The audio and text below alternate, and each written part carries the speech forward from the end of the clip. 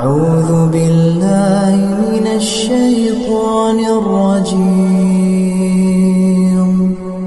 بسم الله الرحمن الرحيم.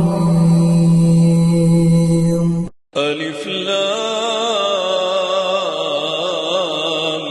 ميم. تلك آيات الكتاب الحكيم هدى ورحمة للمحسنين الذين يقيمون الصلاة ويؤتون الزكاة وهم بالآخرة هم يوقنون أولئك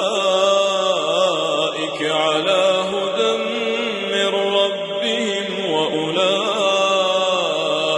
هم المفلحون.